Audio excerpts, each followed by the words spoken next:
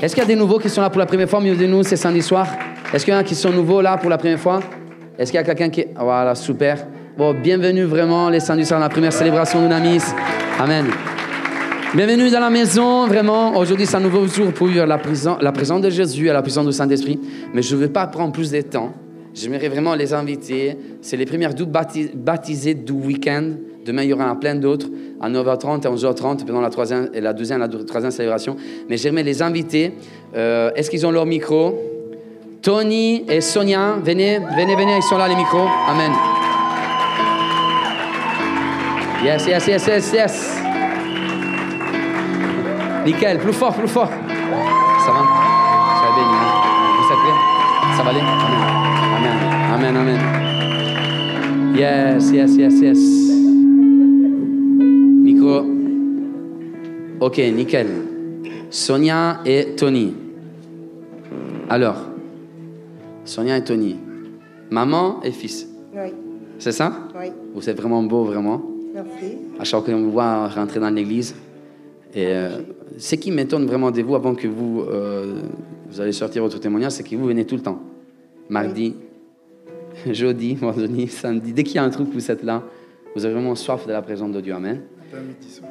Comment? Matin, midi, soir. Amen. Est-ce que c'est possible de monter les micros des Tony parce qu'il y a un baisse des voix et de baisser un peu les miennes? Je ne sais pas vous, mais moi, je les ressens en écho. Amen, nickel. Et je commence avec Sonia. Oui. Alors, Sonia. Oui. Aujourd'hui, tu as rencontré Jésus. Je vois la grâce de Jésus sur toi. Je vois ce que Jésus est en train de faire pour toi, pour ta famille aussi. Et j'aimerais te poser cette question. Comment tu étais avant de rencontrer Jésus? Comment tu étais, où tu étais, la situation de ta vie personnelle, la situation de ceux qui étaient autour de toi, ou de ta famille aussi. Est-ce que tu peux m'expliquer, en bref, ce que tu vivais en fait avant de rencontrer Jésus? J'ai toujours été rejetée par tout le monde. Ma mère, elle est toujours dans l'occultisme. Et du coup, moi, j'ai grandi là-dedans. Et voilà, j'ai fait des choses qu'il ne fallait pas. Par exemple? Communiquer avec l'au-delà. T'as communiqué, t'as voulu communiquer avec l'au-delà. Donc, si j'ai bien compris, tu voulais te mettre en connexion avec quelqu'un qui était mort. Exact, avec mon grand-père. Avec qui? Mon grand-père. Avec ton grand-père. Pourquoi avec ton grand-père? Parce que c'est une histoire vraiment, famille très, très, très lourde. Moi, je suis réunionnaise. Ok, toi, tu es réunionnaise, ok. Voilà. Et du coup, à La Réunion, il y a vraiment encore un groupe de familles qui fait vraiment la différence entre blanc et noir. Ok. Donc, mon arrière-grand-père, il a voulu faire sa vie avec sa domestique qui a eu... ils ont eu mon grand-père. Et mon grand-père, il a été rejeté par toute sa famille, y compris sa grand-mère, que sa grand-mère a maudit toute sa famille et sa descendance. Donc c'est une malédiction. Alors là, tu nous parles des sorcelleries. Alors, on est dans une période bientôt qui arrive, c'est une fête païenne, où en fait tout le monde il s'habille et il joue avec les ténèbres. Et là, on parle des sorcelleries.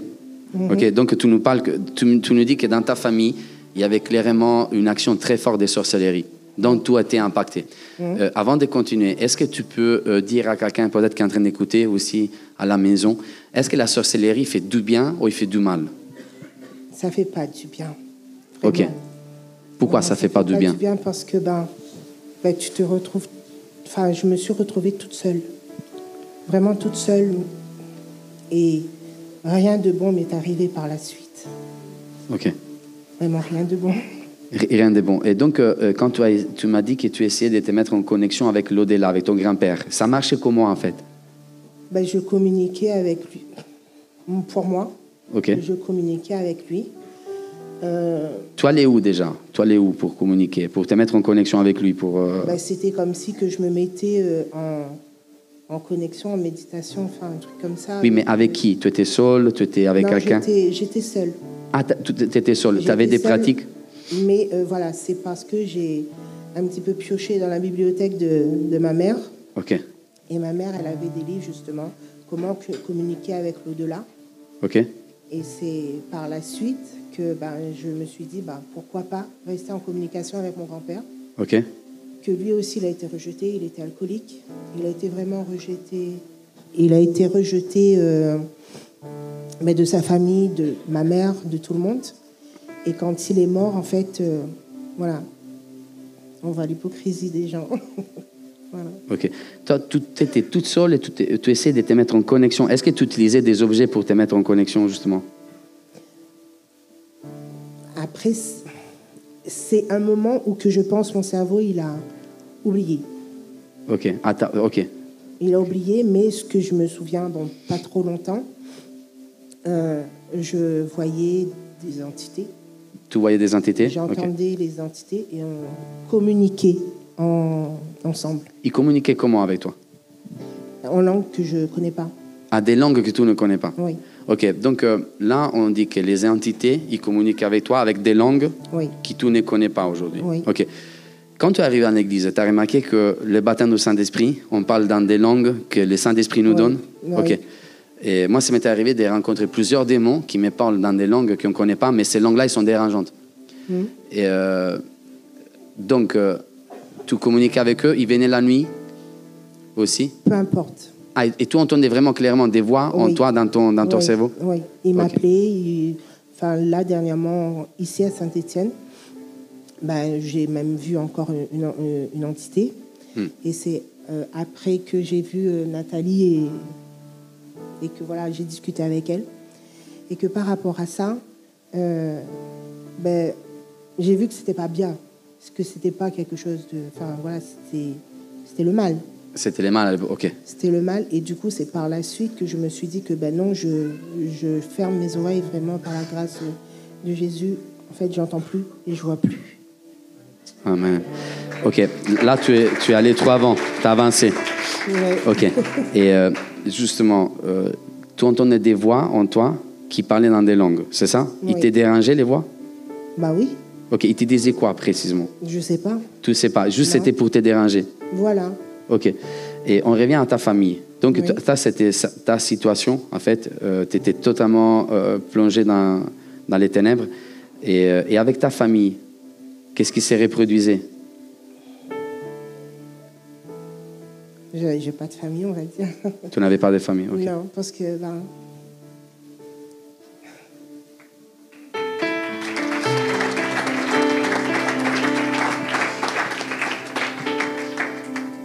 Ok, Sonia, je vais t'aider. Hein? À la maison, il y avait quelle ambiance? ma mère n'était pas là. Ta maman n'était pas là? Oui, Ok. non, elle n'était pas là. Donc, enfin, quand j'étais petite. Alors, écoute, je me mets à côté de toi, viens. Hein? Yes. Ok. Amen. Tu sais, c'est très fort, Sonia. C'est normal que... Merci. Alors, ta maman était absente. Oui. Ton papa, on parle de ton papa.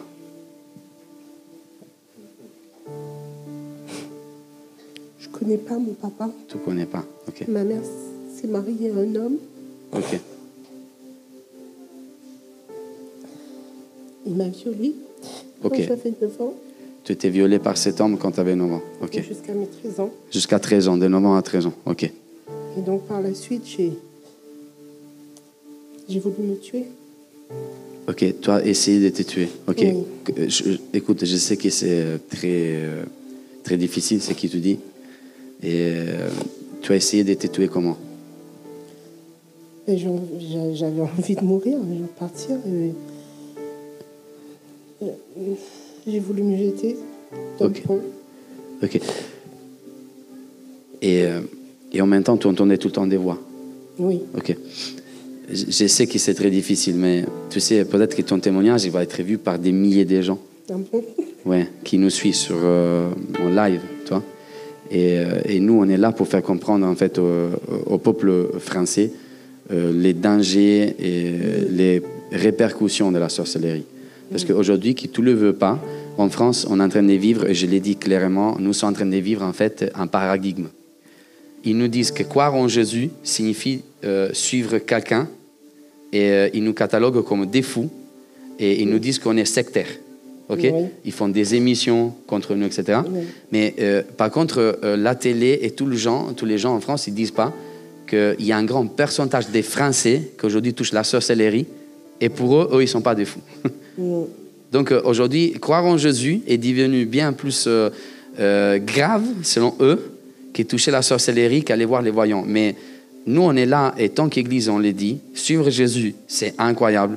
Suivre Jésus signifie être libéré. Suivre Jésus signifie être guéri. Amen. Et tu sais, Sonia, moi, en tant que pasteur, je l'ai dit parce que souvent, j'ai entendu de toutes les couleurs en France. Donc, les églises évangéliques, par exemple, ils sont là pour manipuler les gens.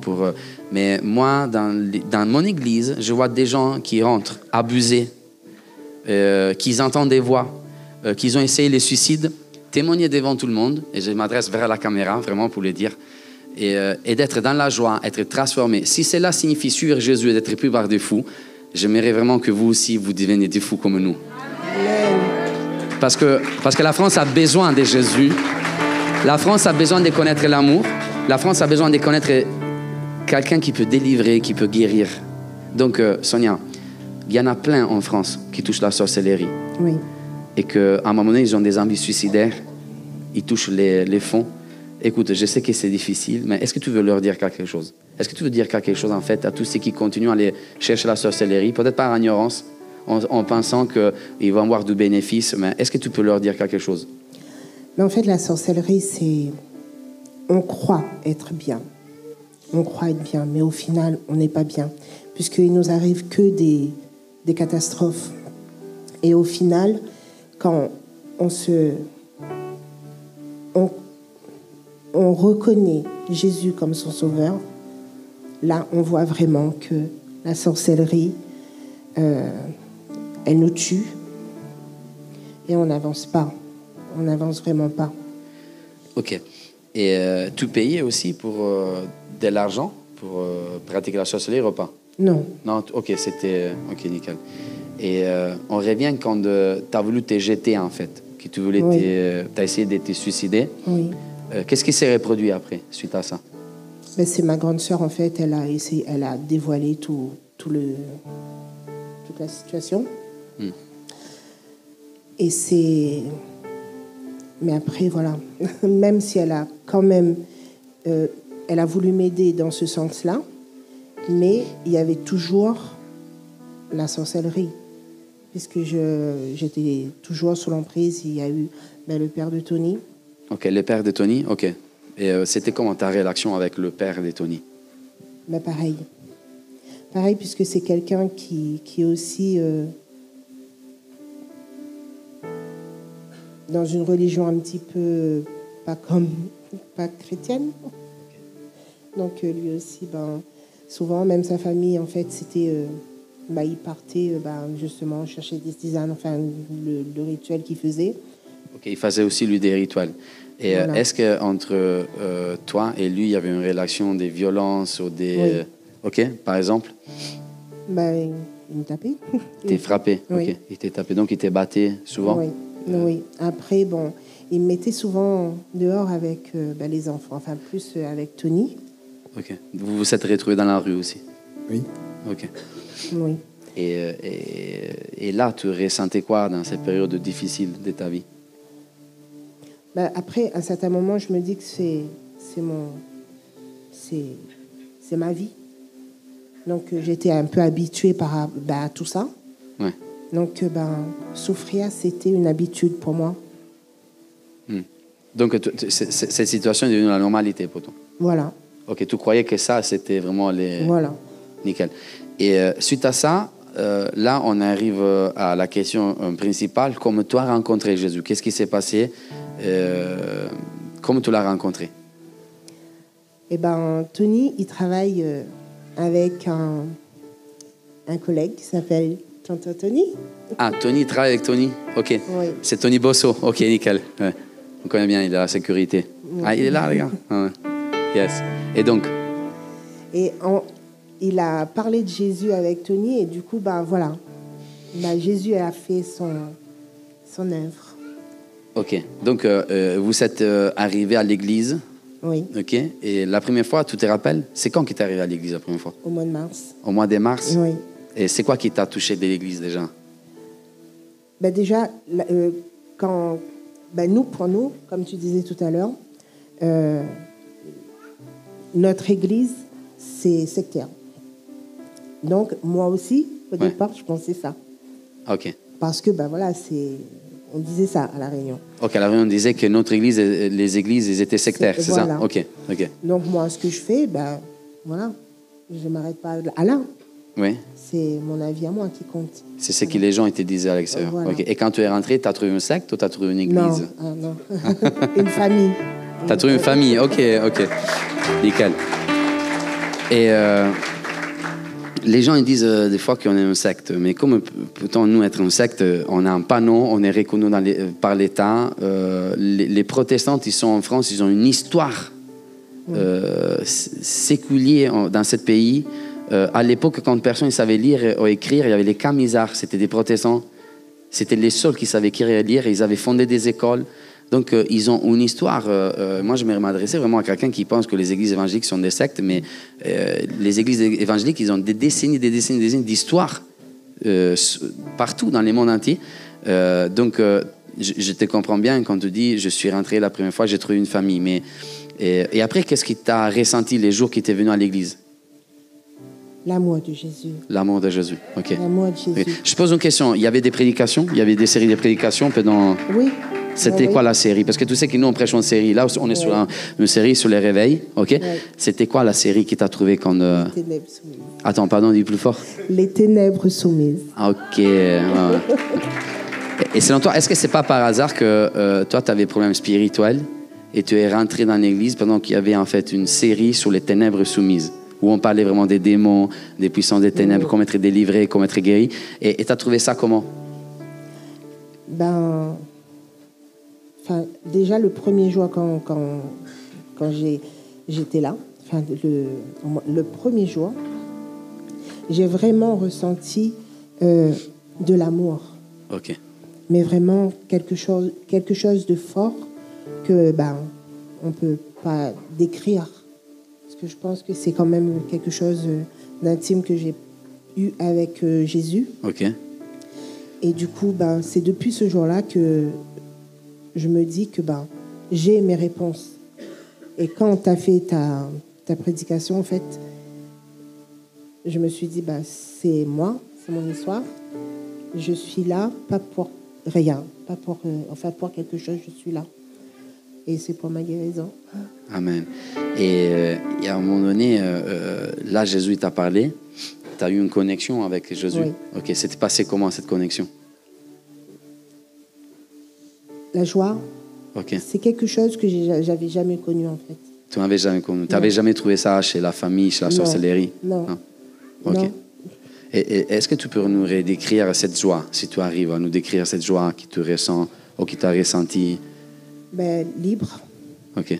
Libre et être en paix. En paix. Ok. Aujourd'hui, on voit sur ton visage vraiment comme je te regarde. Et donc, tu as cru en Jésus comme ton sauveur. Amen. Tu as cru qu'il est mort sur la croix. Oui.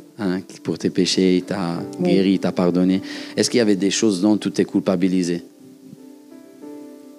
Par rapport à? Par rapport en général, peut-être à des erreurs que tu avais commises dans ta vie. Oui, forcément. Ok. Forcément. Et du moment qu'il t'a accepté Jésus, tu t'es senti pardonné ou pas? Oui. Ouais, il t'a pardonné, ok. Oui. Wow. Oui. Parce que maintenant, au jour d'aujourd'hui, je vois que la vie, elle est belle.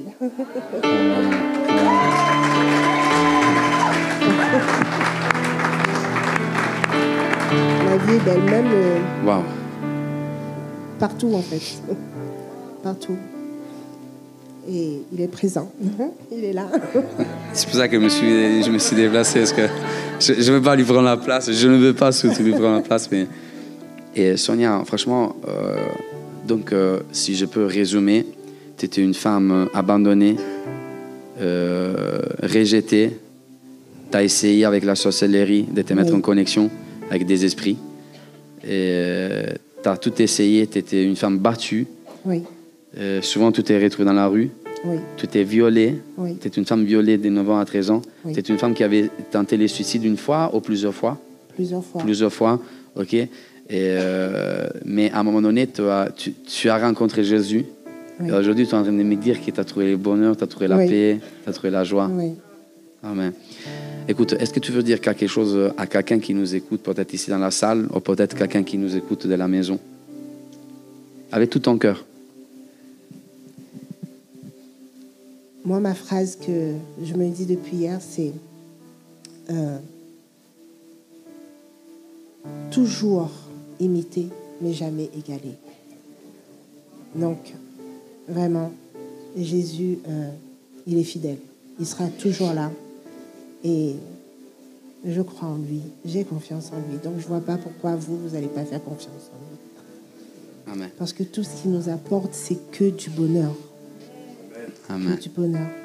Donc, Et ma pasteur Véronica, il m'a dit que tu avais reçu un verset. Tu as reçu un verset. Est-ce que tu veux nous parler de ce verset? Tu veux nous le lire? Oui. C'est quel verset? Alors, c'est Corinthiens 2. Non, 2 Corinthiens 5, verset 17. Ok, 2 Corinthiens 5. On va le lire.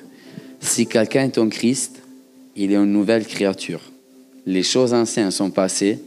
Voici, toutes choses sont devenues nouvelles. Wow, incroyable.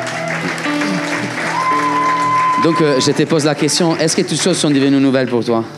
Oui. Oui. Amen. Oui. Amen. Et est-ce que tu peux me permettre que je puisse prier, qu'on puisse prier maintenant? Peut-être il y a quelqu'un qui il est en train de nous écouter. Il a pensé aussi lui-même au suicide. Oui. Et peut-être que par hasard, il est tombé sur cette vidéo. Il est en train d'écouter ton témoignage. Est-ce qu'on pourrait prier pour que tout esprit des morts soit brisé, que l'esprit de Jésus, l'esprit des vies en abondance, puisse prendre place dans sa vie? On va prier? Oui. On ferme les yeux? On va le faire? Oui. Tu crois que cette prière est en puissance? Oui. Bien sûr, dans le nom de Jésus. Amen. Amen. Amen. Seigneur Jésus, nous te prions. Tu es le roi des rois. Tu brises maintenant tous les esprits des morts, tous les esprits des violences, tous les esprits des suicides. Moi, je t'ai prié pour tous ceux qui sont en train d'écouter les témoignages et qui ont écouté les témoignages de Sonia. Maintenant, l'instant même, dans leur cœur, tu leur parles, qu'ils puissent ressentir ton amour, tout est manifeste avec ta présence qui amène l'espoir, qui amène la vie en abondance, qui amène la guérison, qui amène la restauration. Oh, tu guéris maintenant, nous lions aussi toute puissance des ténèbres, toutes les actions des sorcelleries qui sont en train de briser les familles, qui sont en train de lier les familles, dans le nom de Jésus. Amen. Amen. Si tu écoutes ces témoignages, amen, vous pouvez acclamer Jésus. Wow. Alors, si tu as écouté ces témoignages et tu es sur l'emprise des ténèbres, n'hésite pas à les visionner sur YouTube, notre série Ténèbres et Soumises. Il y a plusieurs prédications pour que tu puisses bien comprendre qu'est-ce que Jésus veut faire dans ta vie et qu'est-ce que Jésus surtout il peut faire dans ta vie. Et si tu as besoin d'aide, n'hésite pas à nous contacter. Tu peux nous contacter sur Instagram, sur Facebook ou sinon directement sur YouTube.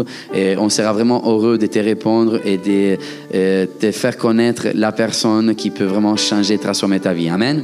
Donc, merci Sonia. Maintenant, on passe à ton fils, hein? À Tony. Ça va, Tony? Ça va.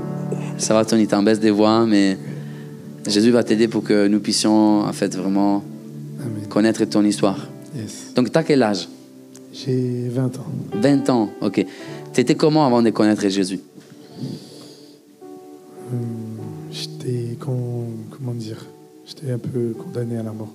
T'étais condamné à la mort, ok. Parce que tout ce que j'ai m'imaginé et tout, ça m'a... J'avais pas d'avenir. Pour moi, j'étais destiné à être seul. T'étais destiné à être seul. Selon toi, t'étais destiné à être seul. Oui. Ok. Pourquoi tu pensais d'être destiné à être seul? Déjà, j'avais pas d'amour d'un père. Parce que mon père, il n'était pas présent. Ok. Et dans toute mon enfance, j'ai pas eu de chance envers des amis. De partout, j'étais tout seul à chaque fois. Ok, quand tu dis que ton père n'était pas présent, est-ce que tu peux nous décrire la relation que tu as précisément avec ton père? Pourquoi il était absent, par exemple? Après, je sais pas pourquoi il voulait pas être avec moi. Je sais qu'il faisait des préférences. Nous, à La Réunion, il partait à la chasse. Le jour de mon anniversaire, au lieu de rester avec moi, alors, je pouvais rien y faire. J'ai dit, il n'y avait que ma mère. On fêtait tous les deux. Et même ma mère, elle me dit, il reprochait ça à mon père s'en foutait. C'était... Voilà. Ok. Et suite à ça, tu as dit que tu te sentais seul, tu étais destiné à être seul, et tu étais comment aussi? Il y a d'autres choses aussi que tu veux nous dire? Moi, j'avais pas vraiment de chance avec l'amour. Et je me suis dit que, vu que je serais destiné à être seul, j'allais faire des choses pour faire ma vie complète, faire des activités que j'aime. Et après, les activités, entre guillemets, de folie, comme par exemple rouler vite, ou aller à l'armée, faire des trucs comme du genre. Mais moi, je ne me voyais pas au-delà de 40 ans. Moi, j'étais vif 100% et je ne pensais pas à l'avenir. Parce que pour moi, je n'avais pas d'avenir. Voilà. Et tu as rencontré comment Jésus, à un moment donné?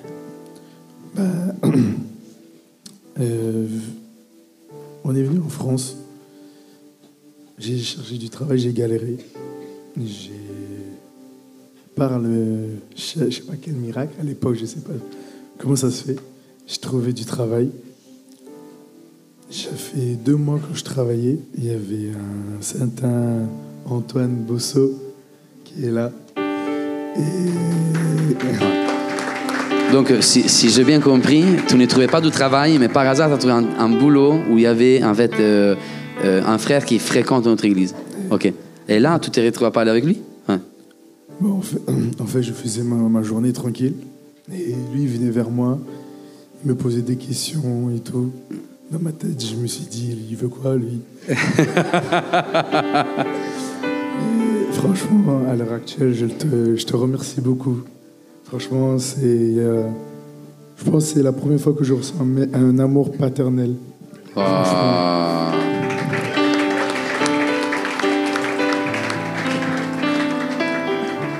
Et donc après, suite à ça, tu es venu à l'église?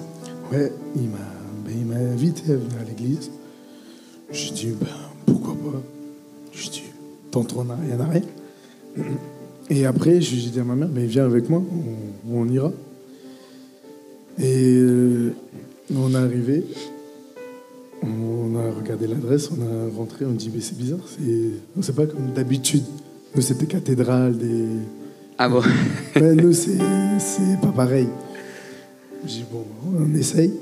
Et ma mère, elle me dit, c'est une église évangélique. J'ai dit, je sais pas, moi. Après, j'ai dit, pourquoi tu veux faire quoi? J'ai dit, viens, on reste, on regarde qu'est-ce qu'il y a des trucs. Et après, tu as commencé le chapitre Ténèbres soumises. Et franchement, c'est le premier, comme elle a dit ma mère, ça nous parlait beaucoup. Nos passés, notre lourd fardeau du passé.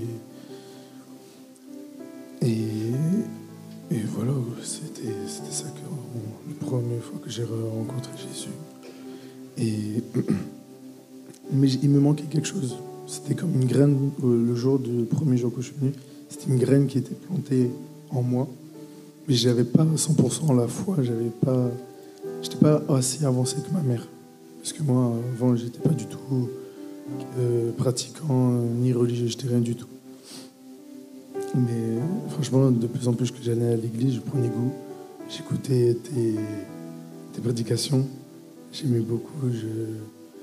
J'ai dit waouh. Des fois, je me voyais, j'ai dit malgré que je ne croyais pas en lui, mais il me surveillait. il me gardait près de lui. Il attendait que je venais à lui. Et depuis le week-end à Valence, c'est là que j'ai décidé de choisir Jésus. Wow, donc là, tu as accepté Jésus comme ton sauveur. Oui. Et Comme papa. Comme papa. Voilà, écoute, waouh. Waouh. Justement, et là, avec ta maman, on a parlé des sorcelleries. Là, on parle en fait d'un jeune garçon qu'il avait vécu avec un manque très important de la figure paternelle. Et tu sais qu'aujourd'hui, on vit dans une société où, en fait, derrière, en fait, l'emblème de la politique, ils sont en train de plus en plus insérer une idéologie, comme quoi que la famille, aujourd'hui, est en train d'évoluer. Il n'y a plus un papa, il n'y a plus une maman, il y a une personne qui s'appelle numéro 1, après une personne numéro 2. Mais en fait, moi, en tant que pasteur aujourd'hui, je vois énormément les dégâts chez les filles ou chez les garçons qui ont grandi sans la figure paternelle. Et en fait, moi, je suis désolé, je veux le dire, la famille existait bien avant la politique. La famille existait bien avant, en fait, l'idéologie. La famille, c'est la première chose que Dieu a instaurée après avoir créé les hommes. Donc aujourd'hui, nous sommes protecteurs de la famille, pas parce qu'on a une croyance politique ou une idéologie, mais nous sommes protecteurs de la famille parce que Dieu l'a créée et c'est la nature. Nous les voyons dans la nature aussi, que les papas, il est important, que la maman aussi est importante. Et tu avais grandi sans la figure paternelle. Et donc, tu t'es senti perdu? Oui, beaucoup perdu.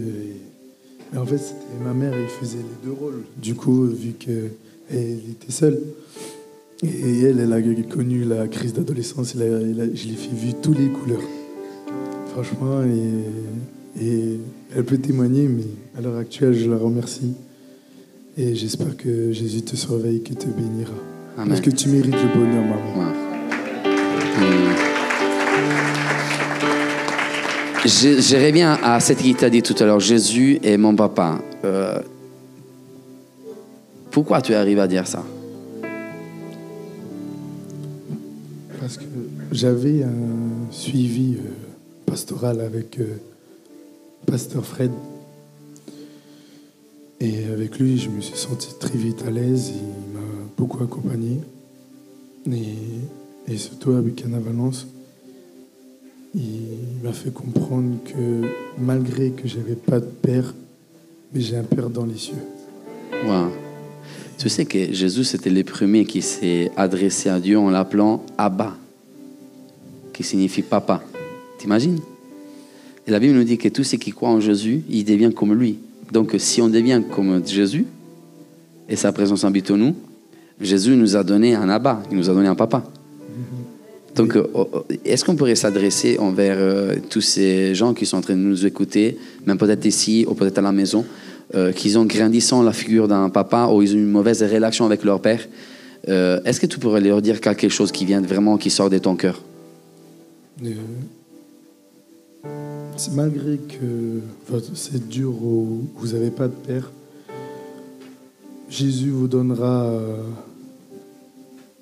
un Abba. Et lui, il sera fidèle, il vous accompagnera, il vous abandonnera jamais. Et il va pas faire la préférence d'aller à la chasse qu'aller son jour de mon anniversaire. Voilà. Amen, amen. C'est quand ton anniversaire? C'est quand ton anniversaire? C'est le 4 mars. Comment? Le 4 Ah mars. Bon, ok. Moi, je suis né le 5 mars. Yes. Hein? C'est les poissons les meilleurs. Amen. Écoute,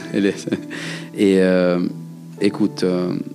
Aujourd'hui, une dernière question. Tu es comment aujourd'hui avec Jésus? Bien, mais je me vois comme un petit nourrisson qui grandit avec Jésus, avec son Père. Vous trouvez comment dans l'église? Bien. Ouais, prends votre micro. Hein. Vous avez trouvé quoi dans cette maison? Une famille déjà. Une famille, oui. Et l'amour. L'amour, hein. L'amour. Moi, personnellement, je n'ai jamais connu ça. Ok, ça t'a manqué l'amour? Oui, être aimé, oui. Oui. Wow. Bon, Sonia et Tony. Et Sonia, t'es vraiment je mérite t'honorer tant que femme. Tu es vraiment déterminée. Tu viens les mardis soirs à 19h. Tu viens, je sais que tu fais Dunamis Learning aussi. Oui.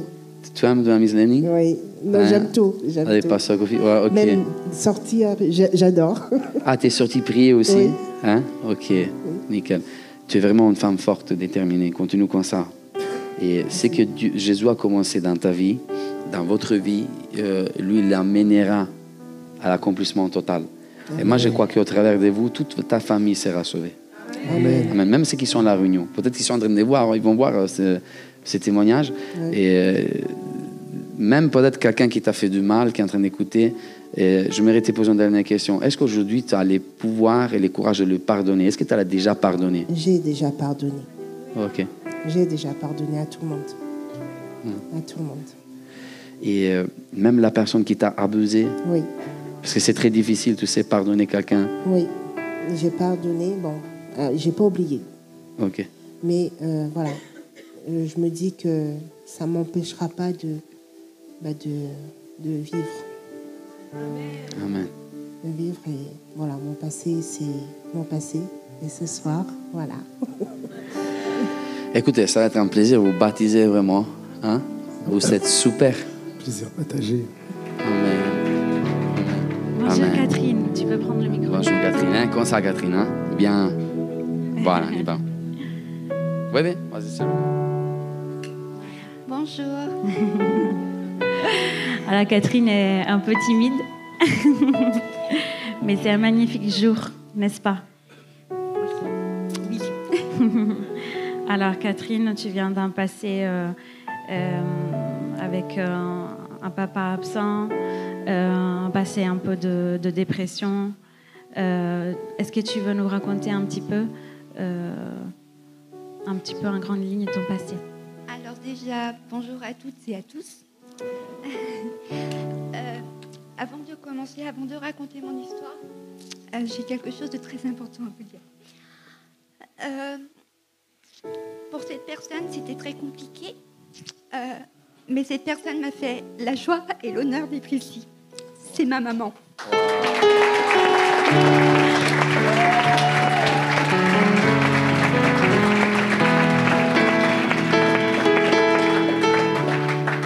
Merci maman. Alors mon histoire, voilà, j'étais une adolescente assez complexée par mon corps, mon physique. On dirait pas comme ça, mais voilà, j'ai eu pas mal de problèmes. Ensuite, pardon, un peu plus. Mes parents sont séparés, j'avais 20 ans. Donc ça a été un chamboulement pour moi, très compliqué, d'autant plus qu'un an auparavant, mon grand-père était décédé, donc double choc. Ensuite, nous sommes partis, je dis nous parce que j'ai deux petits frères, partis vivre avec notre maman. À l'époque, maman sortait beaucoup, on avait des amis, nous allions en soirée sur Lyon. Donc, les fêtes, les hommes, l'alcool. Donc, voilà. Donc, bon, j'avais 20 ans. Donc, voilà. Ensuite, bon, tout ça s'est arrêté. Voilà, nous sommes... avant, nous étions sur Montbrison. Donc, après, nous avons déménagé. Nous sommes venus sur Saint-Étienne. Ensuite, maintenant, nous sommes un petit peu séparés. On veut chacun vivre, voilà. Nous avons grandi, nous avions chacun, voilà. Et ensuite, j'ai rencontré un homme. Et bon, c'était pas une bonne personne non plus. Mais quelques mois après, j'ai été enceinte. Donc ça, c'est quand même un cadeau. Donc voilà. Mais cette personne n'est pas restée avec moi, donc j'ai eu une grossesse très compliquée. Tu t'es retrouvée seule? Je me suis retrouvée seule. Donc bon, ma maman était présente le jour de l'accouchement. Ma maman était là, donc je l'en remercie. Mais ensuite, voilà, étant toute seule, c'était compliqué pour moi. Donc j'ai fait le choix de me séparer de mon fils, de le placer en famille d'accueil. C'était beaucoup trop pour toi et tu t'es dépassée. C'était compliqué. Mais voilà. Donc ma famille n'a pas compris mon choix. Donc voilà. Donc dépression, comme tu as dit tout à l'heure. Donc je me suis effondrée pendant des années très compliquées. D'où le placement. Mais est-ce que je peux dire, tu Oui, as été bien sûr. très courageuse. Merci. Parce que très souvent, on se dit non, je ne vais pas prendre ce choix parce que c'est mon enfant, parce que c'est moi la mère. Mais des fois, le fait de reconnaître qu'on ne peut pas donner le mieux à son enfant, c'est un acte, c'est un sacrifice énorme, c'est un sacrifice d'amour. Merci. Et tu l'as fait, tu as été courageuse, tu as été très forte. Merci. Et merci Seigneur parce que probablement c'était le bon choix, parce que avec l'histoire qui continue, tu nous raconteras, on voit comment Dieu a fait bien les choses. Oui, car voilà, Jésus n'était pas vraiment là, même si, bon voilà, durant mon parcours, je pense qu'il devait être quelque part quand même si... Mais tu ne le voyais pas. Voilà, exactement. Ensuite, mon fils a grandi dans cette merveilleuse famille d'accueil. Je les en remercie d'ailleurs, ils sont là aujourd'hui. Merci à vous.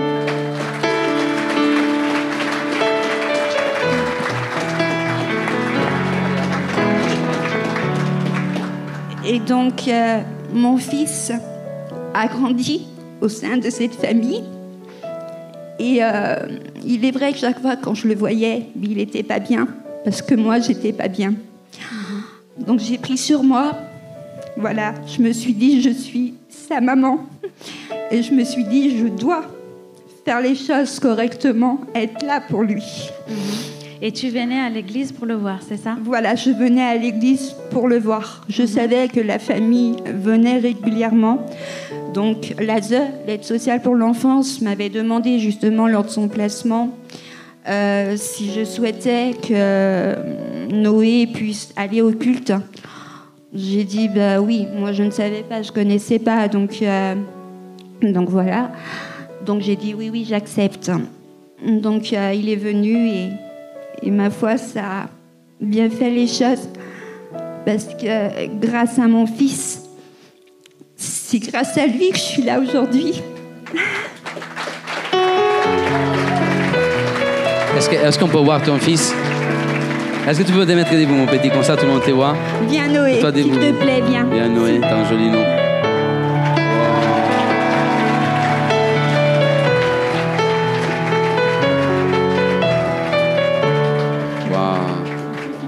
Combien d'émotions. Dire qu'il m'avait dit qu'il n'avait pas, qu'il n'allait pas pleurer. Donc, vous voyez, bon, moi, je pleure, j'en étais sûre et certaine. Et à un moment donné, comment tu as rencontré Jésus au milieu de tout ça? Alors, comment j'ai rencontré Jésus? C'est grâce à Noé, en fait, puisque c'est Noé qui m'a dit, maman, donc à l'âge de 13 ans, quand il a eu 13 ans, il m'a demandé son histoire, donc avec son papa. Donc, je lui ai raconté, je lui ai tout dit, comment ça s'est passé, tout. Et il m'a pardonné. Il m'a dit, mais maman, tu as toujours été là. Donc voilà. Et il m'a dit, maman, il faut que tu retournes à Dunamis. Donc j'y suis allée, sans grande conviction. Mais chaque dimanche, j'y allais. Et les thèmes abordés m'ont fait, comme si c'était mon histoire, en fait. Les thèmes qui étaient abordés m'ont énormément touchée. Donc j'ai été touchée vraiment par Dieu. Donc voilà. Et grâce à mon fils, voilà, aujourd'hui, je vais me faire baptiser. Amen. Écoute, qu'est-ce qu'il a fait? Qu'est-ce qu'il a fait Jésus pour toi? Aujourd'hui, tu te sens comment avec Jésus? Alors aujourd'hui, je me sens de mieux en mieux.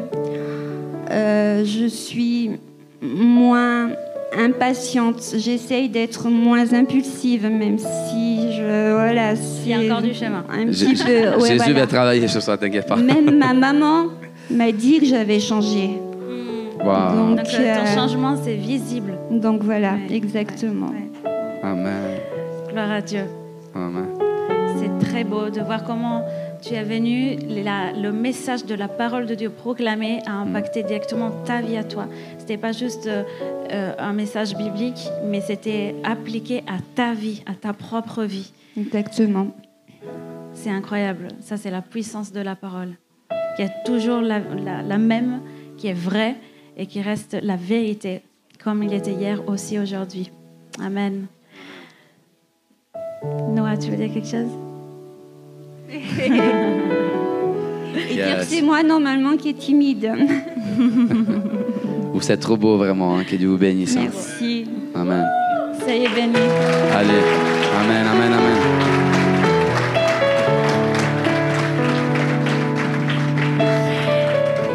Bien, Asma.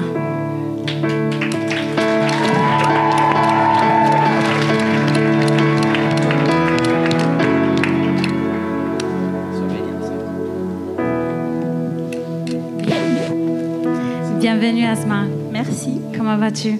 Je vais bien. Il n'y a que des témoignages poignants. Vraiment, c'est waouh, waouh, waouh. Rejet, abandon, violence. Mais l'islam ne t'a pas su aider. Raconte-nous. Alors, bonjour à tous. Alors, je m'appelle Asma. Je suis née aux Comores. Ma vie d'avant, j'étais musulmane. Et j'ai grandi dans une famille très nombreuse et vraiment pratiquant en tant que musulmane. Et en fait, à ma naissance, ma mère m'a abandonnée. Et à l'âge de 6 ans, j'ai appris à prier en tant que musulmane et à partir à l'école coranique. J'étais voilée et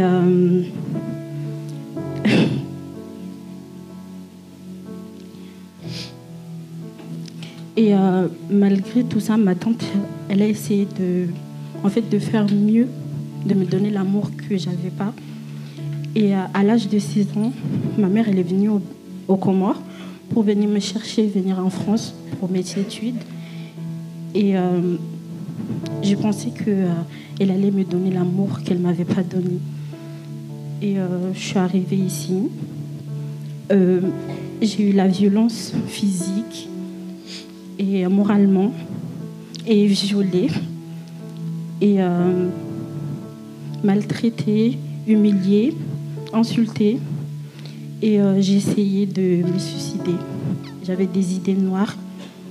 J'étais emprisonnée. Et malgré tout ça, j'étais...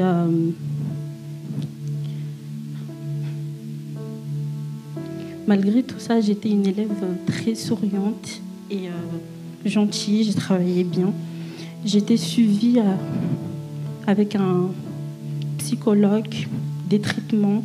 J'étais tout le temps malade. Et j'avais des mariages forcés à l'âge de 18 ans. Et j'étais que jeune, on va dire. Et à 19 ans, en fait, j'ai divorcé, on va dire. À 19 ans, remariée encore, mariage forcé. Et trahison, j'étais abandonnée. Et à l'âge de 23 ans, je suis partie chez ma mère, essayer de trouver une vie normale, comme tout le monde. Et malgré tout ça, j'arrivais pas. Et je me suis mis à prier en tant que musulman. Et à un moment, j'ai demandé pardon à Dieu de tout ce que j'ai fait et de me donner la foi, de me donner la paix. Mais j'ai jamais eu de réponse. Et j'ai arrêté tout ça. Je suis partie, en fait, j'ai parti en boîte. Je m'amusais tout le week-end. J'étais entourée avec des mauvaises personnes, des gens qui font semblant de m'aimer que non. Et on va dire, ma situation d'avant, c'était tout mélangé, en fait. J'avais perdu la foi, en fait. J'avais perdu la confiance en moi. Et ma rencontre avec Jésus, c'était j'écoutais plein de personnes qui me parlaient de Jésus. Et à chaque fois que j'ai dit non, en fait, en tant que musulman, Jésus, c'était un prophète. Du coup, je n'avais pas accepté une fois. Deuxième fois, c'était pareil. Et troisième fois, on m'a invité dans un baptême ici à l'église. Et, en fait, c'est grâce à Faustine. Je sais pas si... Et je suis venue.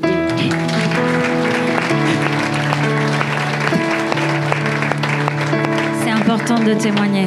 Allez là-bas, les gars. C'est vraiment important de témoigner. Amen.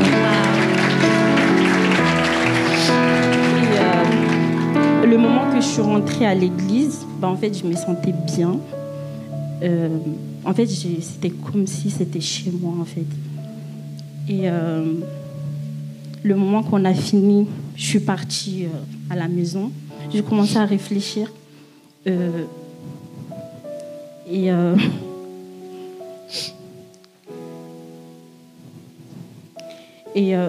après, je me suis endormie. Et le moment que je suis endormie, il y avait une voix qui me dit de me réveiller, de prier. Ici, dans l'église? Non, à la maison. À la maison. Oh, pardon. J'avais pas compris. Je voulais juste... OK. On fait pas encore les nuitées. OK. Oui, et on me dit... en fait, il y a une voix qui me réveille une fois. J'étais trop fatiguée. Deuxième fois, c'était pareil. Et troisième fois, je me suis levée. Je me mets à genoux en priant. J'ai dit de me donner la paix. En fait, j'ai dit, Seigneur, de me donner la paix, de me donner la foi, parce que c'était important. Et le moment que j'ai prié, je commence à avoir des bonheurs, en fait. Et j'ai ouvert en fait, j'ai vu une phrase à la Bible, Psaume 27, 10, en disant que quand bien aimé, mon père et ma mère m'abandonnera, l'Éternel me recueillera.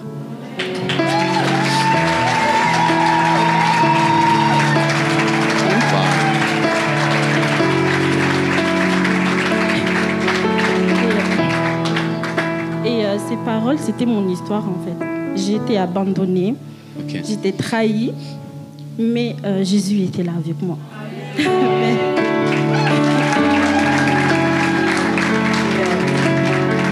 coup, ma vie d'aujourd'hui, je suis une femme libre en Christ. Et aujourd'hui, je peux témoigner que Jésus m'a relevée, il m'a sauvée, il m'a donné la paix et la foi et la joie. Il m'a guéri mes blessures et il m'a enlevé toutes mes mauvaises personnes qui étaient autour de moi. Et en fait, je ne suis pas une femme humiliée devant tout le monde, en fait. Parce que tu as redonné la dignité. C'est ça. Tu sais que pendant que tu parles, Dieu voudrait te dire que tu as énormément de valeur pour lui et qu'il t'aime d'un amour qu'on ne peut même pas comprendre ici-bas. Tu es vraiment aimé. Et lui, il a donné sa vie pour toi. Et tu as vraiment, vraiment, vraiment des valeurs. Et tu es importante à ses yeux. Il est venu te chercher. Il est venu aussi te réveiller pendant la nuit, comme il a fait pour le prophète Samuel pendant 3 fois. Et tu as répondu, tu as prié, tu as donné ta vie à Jésus. Et là, aujourd'hui, tu as bénéfice du salut, de la transformation, de la restauration. Amen. Et tu m'as dit une chose très très belle l'autre jour. Tu m'as dit, Dieu m'a sauvée physiquement et spirituellement. Waouh. Ma fille.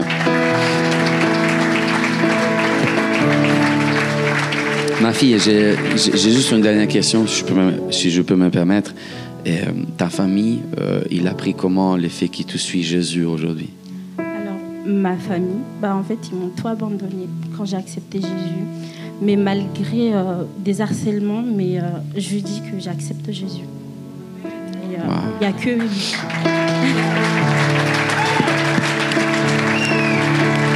Et tu es très courageuse, vraiment. Tu es une guerrière de Dieu. Ta prière va avoir beaucoup de puissance. N'hésite pas à prier pour les choses que Dieu te met à cœur et Dieu lui-même il va répondre. Parce que lorsque tu as beaucoup de valeurs, tu es beaucoup écouté aussi. Donc n'hésite pas à prier pour toutes choses et tu verras la réponse de Dieu. Continue de prier pour ta famille aussi. Si t'ont fait du mal, prie pour eux. Prie que Jésus puisse se montrer au travers d'un rêve, au travers d'une vision, et qui puisse les libérer en fait de l'esclavage de la religion qui amène la mort, qui amène la violence, qui amène la séparation, qui amène le manque de confiance. Prie que Jésus puisse les libérer. Quand Jésus arrive, c'est la lumière, les ténèbres y partent. Mais sois vraiment béni. Et moi, en tant que pasteur principal, c'est vraiment un honneur de t'avoir dans mon église. Amen. Amen. Vraiment, tu es très, très, très important. Et tu sais, quand les dimanches, je viens à l'église, souvent, je te regarde, tu es tout le temps assis devant. Et des fois, les gens ils ne savent pas qu'est-ce que nous, on traverse. Parce que tu sais, nous, on doit prêcher, mais on est des êtres humains aussi. Des fois, je me tourne. Une fois, je me suis tourné, j'étais vu à fond avec Jésus. Et là, Jésus m'a rappelé pourquoi j'étais là. Et c'est pour ça que j'ai prêché fort. Tu as vraiment une puissance en toi. Et tu as beaucoup de valeurs. Donc, n'hésite pas vraiment à parler de Jésus, à continuer à prier. Et tu es vraiment aimée, ma fille, vraiment. Amen. Sois bénie, Asma. Merci pour ton témoignage. Merci.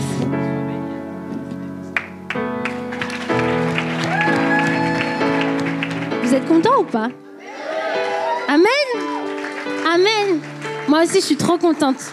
C'est tellement magnifique de voir qu'un jour, ces personnes étaient dans le brouillard. Tony et Sonia étaient dans le brouillard. Et puis Jésus est venu avec l'espoir et a illuminé leur sentier. Et pourtant, tout comme Tony et Sonia, il y a quelque chose qui m'attriste un petit peu, mais c'est de savoir qu'il y a encore tellement de personnes qui ont besoin de connaître la lumière. On est dans une génération où très souvent on a la lumière au téléphone, mais on n'a pas de lumière dans le cœur. On a de la lumière un peu partout, mais on est vide à l'intérieur. Et moi, ce que je veux faire aujourd'hui, c'est tout simplement vous raconter la plus belle des histoires. Pour la plupart d'entre vous, vous la connaissez déjà. Peut-être que si tu es nouveau et que c'est la première fois que tu viens à l'église, laisse-moi te la raconter. Il s'agit de la plus belle des histoires d'amour. On vit dans un monde où tout nous fait croire qu'on doit être bien. Les apparences, les réseaux sociaux, vous pouvez vous asseoir si vous voulez. Les réseaux sociaux, constamment on est là et puis les choses viennent. On n'arrive pas, on est submergé par le travail, par les relations, la pression. Ma sœur qui mange mon gâteau. Mais pourtant, dans la Bible, il est dit, en Jean 1, 4 à 5, « En elle était la vie, et la vie était la lumière des hommes. La lumière brille dans les ténèbres, et les ténèbres ne l'ont point reçue. » Dans Jean 1, 9 à 12, « Cette lumière était la véritable lumière qui éclaire tout homme venant dans le monde. » Et c'est Jésus. C'est Jésus, cette lumière. Pourquoi c'est la plus belle histoire d'amour? Parce qu'on va revenir au tout début, Dieu a créé la terre. Et c'était parfait. Il l'a créé pour qu'on soit en relation avec lui, pour qu'on soit aimé, pour qu'on l'aime. Tout était parfait, tout allait bien. Mais Dieu nous a donné le libre arbitre. Donc on a le choix. Il nous a donné le choix de le suivre ou non, de le choisir ou non. Et au quotidien, en réalité, souvent on va à l'encontre de sa volonté. On ment, on triche. Et ça, c'est ce qu'on appelle le péché. Et le péché, c'est ce qui nous sépare de Dieu. Alors, au péché, conséquence. Conséquence, tout ce qui était brisé, tout ce qui vient faire du mal est entré dans le monde. La maladie, les guerres, la souffrance, la douleur. Dieu n'a jamais voulu ça pour nous. Et pourtant, c'est entré. Quand on pêche, on est séparé de Dieu. Dieu est un Dieu saint. Et le péché ne peut pas être dans la présence de Dieu. Et là, c'est la partie un peu moins drôle de l'évangile. C'est là où l'enfer prend place. L'enfer, c'est l'absence de Dieu. C'est un endroit où tu ne peux pas vivre avec Dieu. C'est une mort éternelle. Mais pourtant, Dieu, quand il nous a vus, à ce moment-là, il n'a pas dit « Oh, bah tant pis pour eux, de toute façon, voilà. » Non, il a dit « Non, je vais les sauver parce que je les aime. » Alors, qu'est-ce qu'il a fait? Il a envoyé son fils, Jésus, Donc Jésus, c'était Dieu sous forme humaine. Il est venu, il a guéri les malades, il a marché avec les disciples, il a marché avec les humains, même il a été rejeté, mais il a fait son œuvre. Il a été parfait, il n'a jamais péché. Chose que moi, j'aurais jamais pu faire personnellement, je ne sais pas vous, mais je suis la première des pécheresses ici, et rachetée par la grâce. Il a payé la dette que nous méritions. Dans Romains 6 à 23, il nous dit que le salaire du péché, c'est la mort. Que le péché nous sépare de Dieu. Mais on ne peut pas la payer nous-mêmes. On ne peut pas la payer nous-mêmes. Jésus est venu porter la lumière là où il n'y en avait plus. Au début, je vous ai parlé du brouillard. Vous savez ce que c'est le brouillard? C'est une espèce de masse, d'air. Et on ne peut pas voir plus loin. C'est dangereux. C'est dangereux, on ne peut pas avancer. Ça fait peur, le brouillard. Vous savez, quand on prend la voiture, etc. C'est compliqué. Mais pour que la lumière brille, il a fallu qu'elle passe par les ténèbres. À la croix, Jésus, il a pris nos fautes, il a pris notre péché. Il a porté ce poids. Donc il a fait ça, il a pris. Et puis son manteau de justice, il l'a déposé sur nous. Il l'a mis sur nous, il a souffert volontairement. Alors qu'il n'avait aucune raison de le faire si ce n'est l'amour. Peut-être que ça peut paraître abstrait, mais l'amour de Dieu, c'est quelque chose de tellement profond qu'on ne peut pas le comprendre, qu'on ne peut pas le saisir. Il est tellement profond que c'est inimaginable pour nous qu'un Dieu si grand, si bon puisse exister. Parce que dans le monde où on vit, non, tout est galère, tout est méchanceté. Alors 3 jours plus tard, la lumière est sortie des ténèbres. La mort a été vaincue. Et depuis ce jour, la lumière continue de briller. Elle continue de briller. Elle continue de briller pour toi. Elle continue de briller pour moi. Elle continue de briller pour nous. Elle continue de briller. Et la seule chose que Jésus nous demande aujourd'hui, c'est que nous puissions nous repentir, nous tourner vers lui, le suivre, déclarer qu'il est notre Sauveur et notre Seigneur, pour qu'il puisse venir et mettre son manteau de justice pour nous.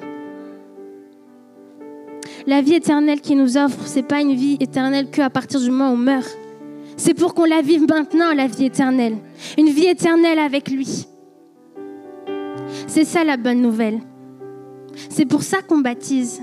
C'est pour ça qu'ils ont décidé de donner leur vie à Jésus. Ce n'est pas une histoire. Ce n'est pas simplement quelque chose qu'on invente ou des émotions. Mais c'est bien réel et c'est là le cœur de l'évangile. C'est qu'il y a un espoir pour toi, il y a un espoir pour moi. Cette lumière, elle ne dépend pas du monde. Cette lumière, elle ne dépend pas des faits. Elle ne dépend pas de si tu es bien ou non. Elle dépend de Dieu. Et c'est pour ça qu'elle ne s'éteindra jamais. Parce qu'elle dépend de Dieu. Et tu es appelé à être une lumière. Pas à avoir la lumière dans ta main, mais à être une lumière. À propager la lumière partout où tu vas. Dans ton espace, dans ta famille, dans tes relations. Alors je vais faire un truc tout simple si on peut se lever ensemble. Peut-être qu'il y a quelqu'un ici, tu connaissais pas Jésus ou tu n'avais jamais entendu parler de l'évangile. Je vais te dire que ce message, il est pour toi. Mais il est aussi pour toi qui marche avec Jésus depuis longtemps. Parce que trop souvent, on oublie la grâce. La grâce. La grâce, c'est ce qui nous ramène à ses pieds, c'est ce qui nous ramène à son cœur. Alors, si tu es d'accord avec moi et que tu dis que tu veux suivre Jésus, on l'a fait tout à l'heure avec nos amis de la vidéo. Mais si toi, tu es dans ce lieu et tu te dis, mais ah ouais, Seigneur, il me manque quelque chose. Pendant longtemps, j'ai marché dans les ténèbres. Pendant longtemps, j'ai marché dans le brouillard. Je ne savais pas où aller.